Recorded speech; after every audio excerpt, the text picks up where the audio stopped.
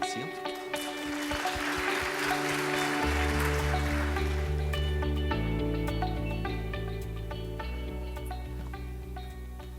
Donc, bonjour à tous, merci aux courageux présents ce matin et merci à la SFPO de me permettre de présenter ce travail. Donc, je me présente Juliane Oden, je suis en dernière année d'internat en région Rhône-Alpes-Auvergne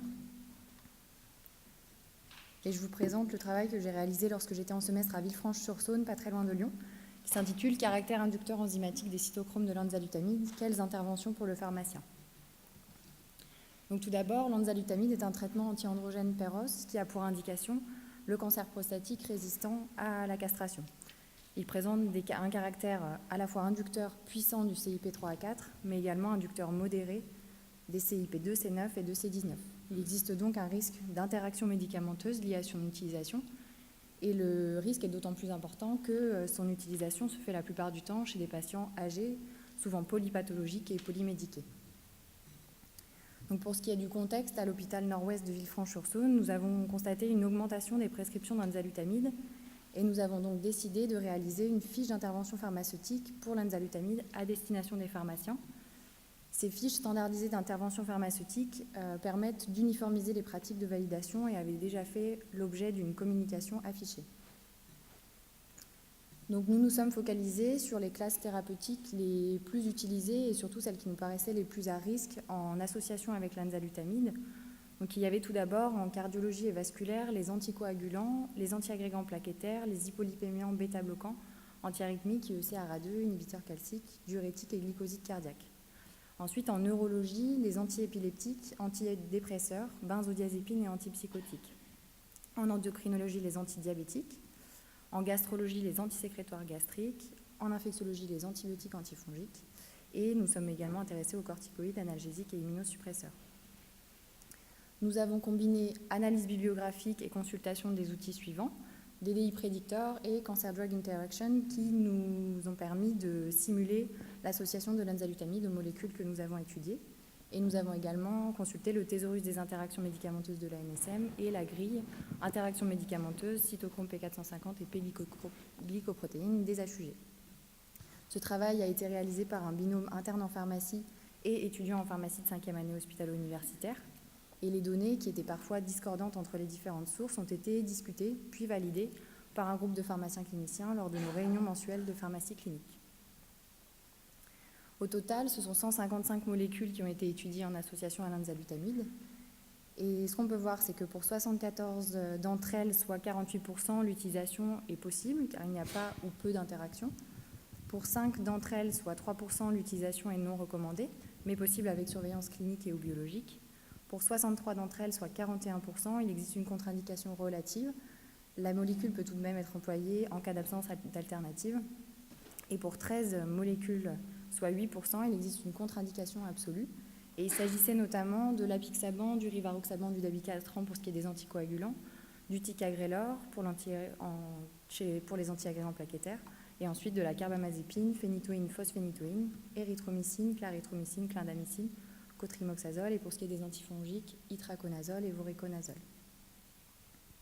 Donc la fiche d'intervention pharmaceutique, au final, comprend d'une part la grille d'interaction et d'autre part des arbres décisionnels.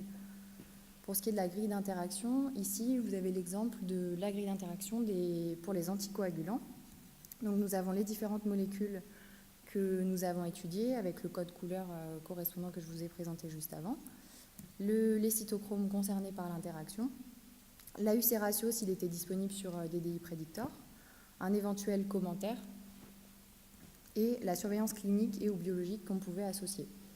Donc là, par exemple, pour un patient traité par enzalutamide chez qui on voudrait instaurer un AOD, on voit très bien qu'il existe une contre-indication absolue et qu'il faut plutôt, dans ce cas-là, privilégier un AVK avec surveillance de l'INR.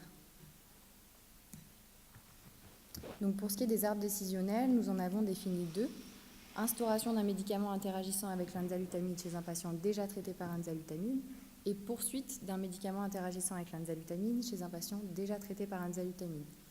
La différence majeure est que pour une contre-indication relative, dans le premier cas, celui de l'instauration, il faudra informer le prescripteur de la nature de l'interaction et proposer des alternatives thérapeutiques appropriées aux patients.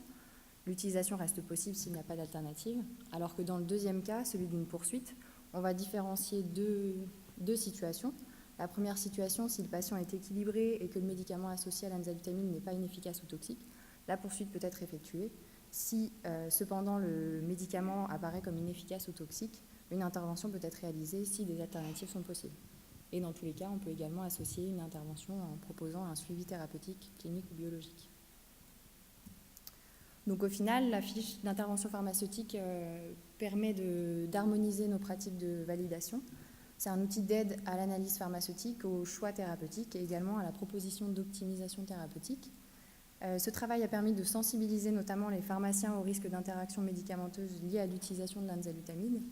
Et la fiche d'intervention pharmaceutique reste aussi un outil de formation des internes et étudiants de pharmacie pour ce médicament qui est encore peu utilisé et pas forcément connu des étudiants. Voilà, je vous remercie de votre attention.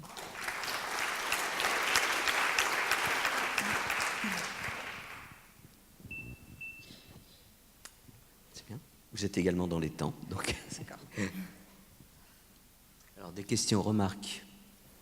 Ceux qui s'investissent pas mal dans le domaine des interactions. Non? Alors, en attendant, moi,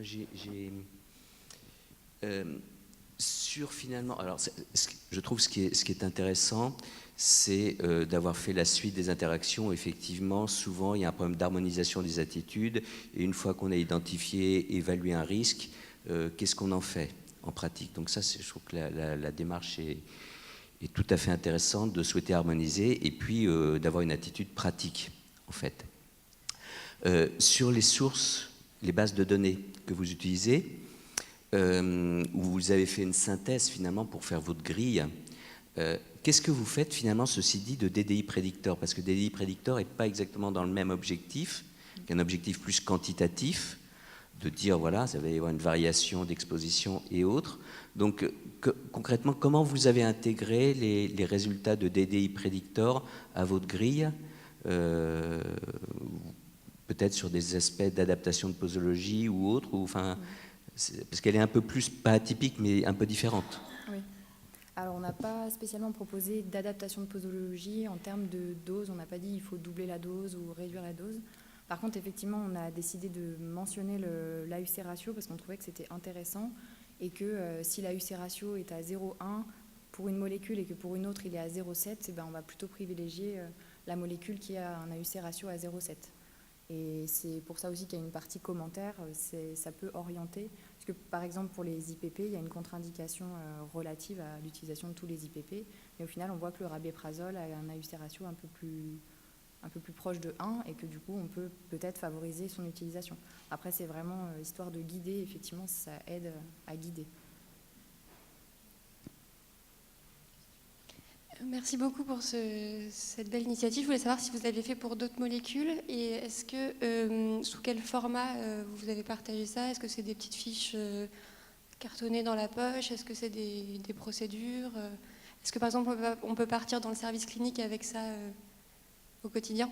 Alors les fiches d'intervention pharmaceutique, elles ont été faites pour d'autres molécules ou d'autres situations, effectivement. C'est quelque chose qui a été fait sur le GHT au niveau de Villefranche-sur-Saône. Et il y a par exemple pour le paracétamol, pour l'association de médicaments allongeant le QT, il y a pas mal de fiches qui ont été créées, effectivement. Et par contre, ce n'est pas un format poche, si je ne dis pas de bêtises, c'est un format, c'est des procédures qu'on peut consulter sur l'ordinateur à la pharmacie. Alors, question, vous n'avez pas intégré la fiche oncolien dans Zalutamide? Alors non. Non? On est mauvais élèves. Elle existe, hein, en Zalutamide, non? Ouais. Oui. Pour la prochaine mise à jour, ouais. On y pensera. D'autres questions, remarques? Et pareil, drugs.com, vous avez utilisé ou pas? Oui, Cancer Drug Interaction. Mais c'est drugs.com parce que j'ai un doute à un moment. Alors, non, drugs.com. Non, c'est un Cancer Drug Interaction, le site. Oui. Et ça permet de choisir l'enzalutamide d'un côté et ensuite toutes les autres molécules. Ouais, il n'y a pas tout, mais en tout cas, la plupart, on a pu... Ah voilà, une question. On a encore 1 minute ou 2 minutes. Donc.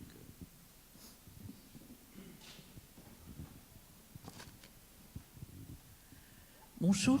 Comme c'est un médicament qui est dispensé en officine de ville, je voulais savoir si vous avez fait une information aux officinaux de ville, si la fiche leur est transmise, comment ça se passe.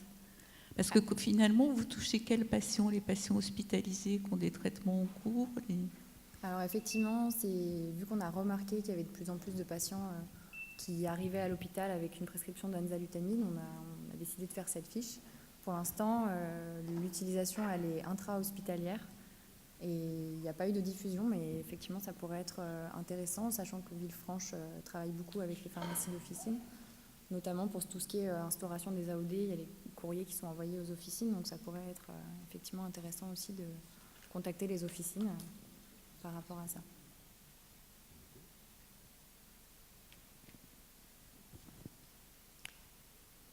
Bon, bah écoutez, voilà, on est pile dans les temps. On ne pourra pas nous dire qu'on retarde l'ensemble de la matinée du 27.